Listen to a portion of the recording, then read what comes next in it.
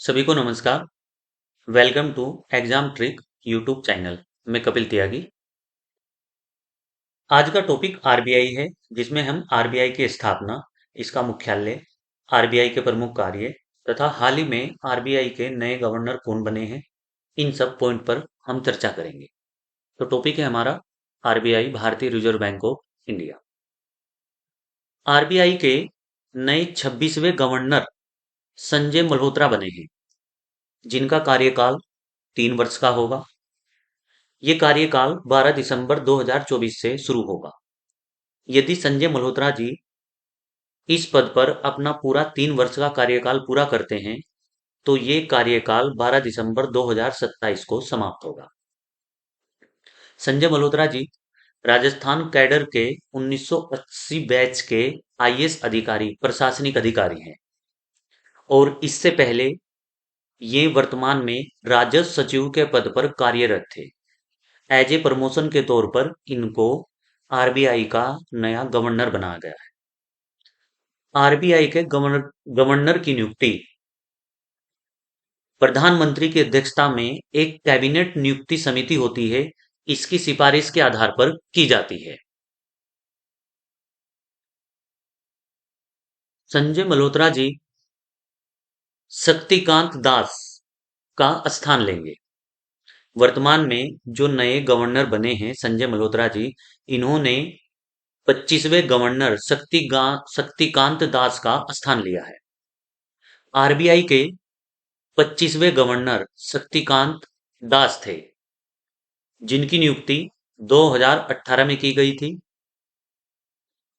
और इन्होंने 6 वर्ष तक आरबीआई के गवर्नर के रूप में कार्य किया है।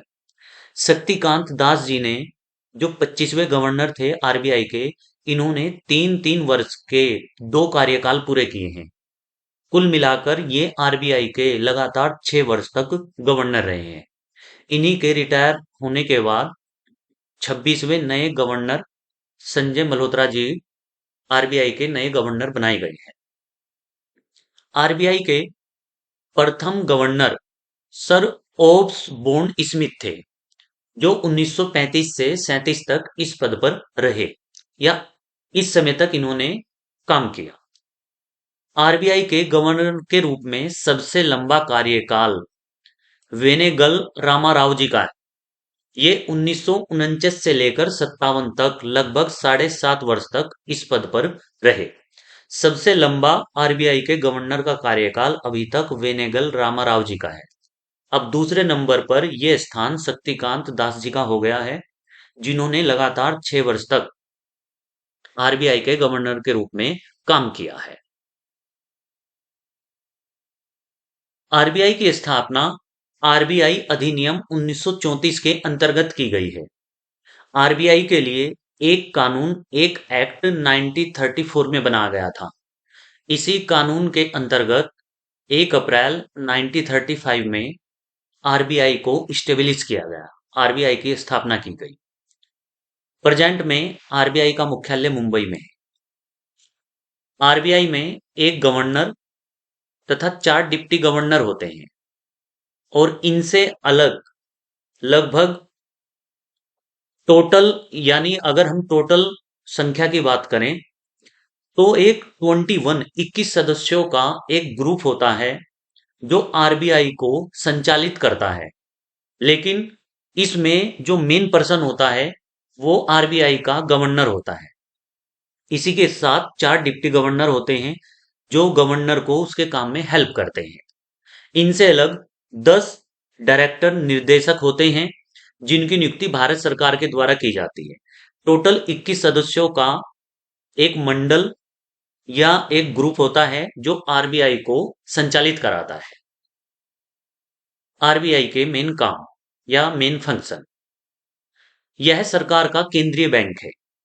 भारत सरकार का सेंट्रल बैंक है आरबीआई।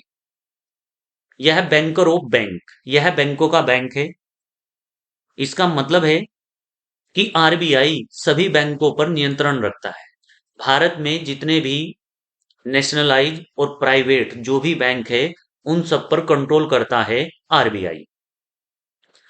आरबीआई भारत में करेंसी नोटों की छपाई पर नियंत्रण करता है। भारत में जो भी नोटों की छपाई होती है और जो भी सिक्कों की ढुलाई होती है, ढुलाई मतलब जो भी क्वाइंस बनते हैं, उन सब पर कंट्रोल होता है आरबीआई का। नोट जहां पर छपते हैं उस पर कंट्रोल होता है आरबीआई का। नेक्स्ट, आरबीआई मौद्रिक नीति को तैयार कराता है। और लास्ट है, आरबीआई विदेशी मुद्रा का प्रबंधन करता है। तो यहां पर एक पॉइंट ये याद रखना है कि आरबीआई एक नॉर्मल बैंक नहीं है, जिस तरह से एसबीआई और पीएनबी बैंक होते हैं। आम आदमी कोई भी पर्सन आरबीआई में अपना अकाउंट वगैरह नहीं खुलवा सकता है। आरबीआई में बैंक के अकाउंट नहीं खुलते हैं। भारत में जो भी बैंक काम कर रहे हैं उन बैंकों के ऊपर कंट्रोल करता है आरबीआई। आरबीआई के डायरेक्शन और निर्देशन में ही भारत में जितने बैंक हैं वो सब काम करते हैं। तो भी प्रेजेंट में आरबीआई के नए गवर्नर संजय मल्होत्रा जी बने हैं, जिनका 26वां नंबर है। तो थैंक यू वेरी मच। हमारे चैनल को सब्सक्राइब करें और वीडियो को अधिक से अधिक लाइक और शेयर करें।